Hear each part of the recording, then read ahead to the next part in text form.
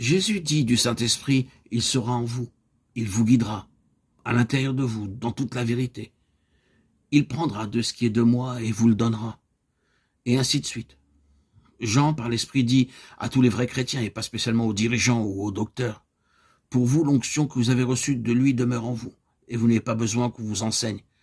Mais comme son onction vous enseigne toute chose, qu'elle est véritable et qu'elle n'est point un mensonge, demeurez en lui, selon les enseignements qu'elle vous a donnés. 1 Jean 2, 27. Cela est dit en relation avec quelque chose de bien spécifique. L'Antichrist et ce principe, selon Jésus, s'applique largement à tous les croyants. Tant il est vrai que le Saint-Esprit est un médiateur, un arbitre, pour rendre les croyants conscients de ce qui est de Dieu et ce qui n'est pas de Dieu.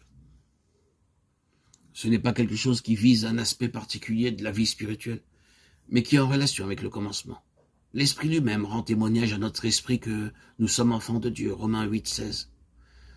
La loi de l'esprit de vie est une constante et croissante réalité, la loi du progrès spirituel. C'est ce grand facteur de la compréhension et de l'intelligence spirituelle que le Nouveau Testament souligne très largement. Permettez-moi de dire aussitôt que pour autant ce principe ne fait pas du chrétien un indépendant par rapport à l'enseignement apporté par des serviteurs de Dieu au moins. Il ne fait pas d'eux des gens qui se situent au-dessus des Écritures. Le Saint-Esprit travaillera toujours selon la parole de Dieu et ne fera jamais de nous des gens supérieurs ou indépendants.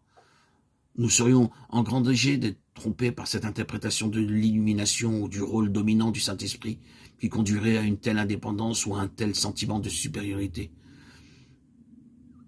La conduite intérieure, l'illumination et le témoignage du Saint-Esprit sont des facteurs essentiels de ce qui était au commencement. Indéniablement, cela va au cœur même de la véritable nature de la vie chrétienne que nous avons dans le Nouveau Testament. Cela touche à l'être essentiel d'un véritable enfant de Dieu. Cela détermine et définit à la fois ce que nous pouvons appeler la nouvelle et distinctive espèce que le chrétien doit devenir. Quand l'apôtre Paul emploie l'expression « ce qui est spirituel » en Corinthiens 2,15, il décrit ce qui différencie deux catégories de personnes. Il ne fait pas seulement que les distinguer, mais il les décrit également. Il dit qu'une catégorie est déficiente et imparfaite par rapport à certaines facultés, aux dons et aux qualifications concernant la connaissance, le discernement, le jugement et la compréhension spirituelle. L'autre catégorie se distingue en ayant ses aptitudes et ses mêmes qualifications. Mais ce n'est pas une dotation subséquente à la nouvelle naissance, mais plutôt inhérente dans la nouvelle naissance et qui est considérée constituée dans la nouvelle vie. C'est ce qui est spirituel, ce qui est d'une certaine espèce. Il est dit que cet être est né de l'esprit comme étant différent de ce qui est né de la chair, engendré de Dieu, comme différent de ce qui serait issu de la volonté de l'homme. Cette différence est le résultat d'un avènement, d'une venue. C'est l'avènement du Saint-Esprit dans l'esprit du croyant qui s'est offert.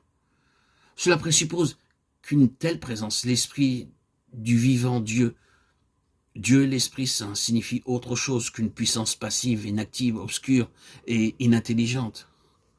C'est une grande satisfaction de voir les gens changer et ajuster leur vie, leur conduite, leur façon de parler, de se vêtir, leur habitude, leur attitude. Non parce qu'une loi a été placée au-dessus d'eux ou par d'autres, que ce soit un prédicateur ou une certaine autre personne, mais parce que le Saint-Esprit intérieurement a parlé et leur a fait connaître à eux sa pensée concernant de telles choses. Il y a de nombreux rappels qui, dans les Écritures, parlent de cette contradiction flagrante qui existe dans beaucoup de chrétiens. Et nous pourrions bien nous poser cette question fondamentale. En eux, où est le Saint-Esprit? Ce qui était au commencement, c'est la base de tout le reste. C'est ce principe qui a fait son entrée avec l'avènement de l'Esprit Saint. C'est ce qui était destiné à devenir la nature même de la nouvelle dispensation. Ce ne fut pas universellement et parfaitement vécu, même à cette époque, mais cela se trouvait véritablement exprimé et expliqué les grands changements dans beaucoup de vies, comme dans celle des apôtres eux-mêmes. Plus que ce qui se manifestait visiblement, c'était ce qui était la puissance et la véritable nature des actes du Saint-Esprit, ce qui est un titre plus conforme à la réalité que le livre connu sous le nom des Actes des Apôtres. Ce principe fondamental se manifestait dans beaucoup de directions, comme Christ lui-même, l'Église agissait, fonctionnait, travaillait, et ainsi de suite. Et notre intention, c'est de montrer cela, si le même esprit nous le permet, car nous sommes convaincus que c'est ce qui était au commencement. Parfois, nous entendons dire les gens, oh, ne regardez pas en arrière, vers le passé et vers ce qui a été. Regardons à Dieu et aux choses nouvelles.